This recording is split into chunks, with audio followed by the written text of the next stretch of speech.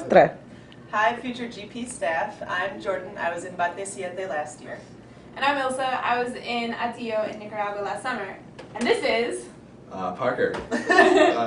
Current GP staff, I guess, this summer. Yep, that has yet to travel. Yep. So we wanted to give you guys a kind of rundown of things that you need to know while abroad, both in the Bates and Nicaragua.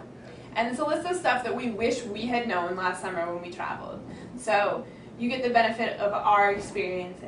And our wisdom. Woo! It's infinite. All right, so to start off, the first week is going to be the most important week because it sets the tone for everything that will happen for the rest of your time there. So what we did is we compiled just kind of like 3 main points with little subcategories, don't worry, we're teachers, that are important details for you to keep in mind. Okay, so the first one is staff roles. This, if it's possible to communicate with the staff that you're going to be with in the Bates and in Nicaragua beforehand, just to kind of get to know them a little bit, get to know maybe what their jobs are, because being a teacher, we're going to have kind of different skill set and different strengths that we're better at as opposed to maybe social workers and vice versa. So I guess getting to know your staff before you go away is, you know, one of the best things you can do. And then once you do get in the communities, understanding that there are going to be different roles that you're going to have to fulfill, and you're going to want to take a look at those roles and see what your strengths and weaknesses are in order to match yourself best with the different roles. And before you even think about establishing roles and all of that, you need to understand and know that communication within staff is one of the most important things that needs to happen. There will be lots of times when it'll be fun and you'll laugh and you'll joke and you'll just enjoy being there together and the projects that you're working on, but you also need to be aware that there will be times when you have to have maybe challenging or difficult conversations, ones that maybe are a little bit awkward or that push your own boundaries, and you just need to be willing to have them because there will be issues that will arise, whether it's between you and another staff member or between you and a student or a staff and a student or between students. And as staff, we're the ones that need to kind of hold it all together. So communication is where it all starts, being honest and just not kind of keeping things secret or hidden, because oftentimes that leads to bigger issues than maybe could have been prevented. And also just, I think, being open-minded as well and being able to change yourself and maybe change your opinions or accept someone else's opinion and just really trust each other. I think that's the biggest thing. So within that first week, yes, bonding with the students in the community is super important, but also bonding with your staff members and getting to know them really well is super, super important. So within that, kind of just different roles that we realized once we got into the communities that there were is planning and organizing the curriculum, because you will probably have about 2 curriculums per week that you'll kind of organize. It's not like, you know, like a little like mini class, but it's somewhat educational, and it kind of lets the students know about issues within the communities or even issues that, you know, that they're experiencing at home, and just kind of.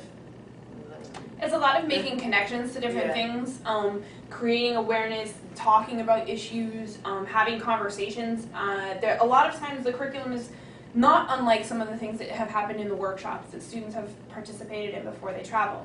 The thing about it is it's not school, but it does need to be organized, it does need to be informative, and when you sit down to plan and organize that curriculum, try and think about how you can tie it into what's going on. So whether it's projects or the weekend trips or an issue that comes up in the community, you might have something planned and maybe something changes and all of a sudden you're like, oh, we're going to change the curriculum. So this week we're not going to talk about racism, instead we're going to talk about gender roles because something had happened that week in the community. So just, again, keeping that flexibility there, but having a plan, being prepared.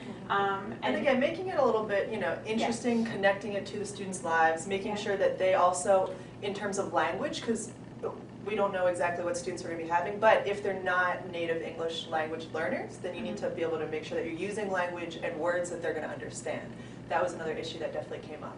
And this year it's especially important too because in most of the communities there will be people who, there will be GP youth and interns who don't speak English, and so you have to keep that in mind as well. How will you translate for them, or how can you involve them and keep them engaged, because you can't just hold a workshop exclusively in English if not all of these kids are speaking English. So it presents a new challenge that you all will get to come up with great solutions for, I'm sure.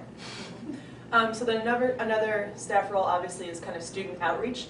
making sure that you know where the kids are at all times, you know also how they're feeling emotionally and mentally. And what we did last year in the Bates is we split up. We had about 2 students per staff member, and we were kind of just like on top of those students. We would have, you know, personal meetings with those students. They were almost like we took them under our wing, and they were like our little mentees, just to make sure that if anything was kind of going on that other staff or other students might not notice, that we would be the ones to make sure that we notice it and be able to prevent any issues.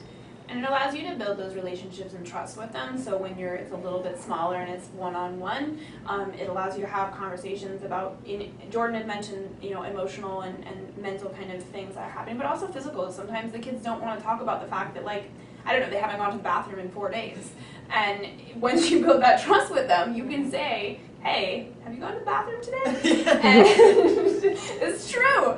And so you have to be able to do that. And you also need to, you know, for some of the young women, if they are, you know, have really bad cramps, they might not want to tell a male staff that, or they might not want to have that conversation with just anyone. And so the one-on-one kind of relationships are important. And that might not be something that you establish the first day that you get there. You might want to, as staff, take a couple of days to really get to know the students and see who your better fit would be. Yeah, definitely.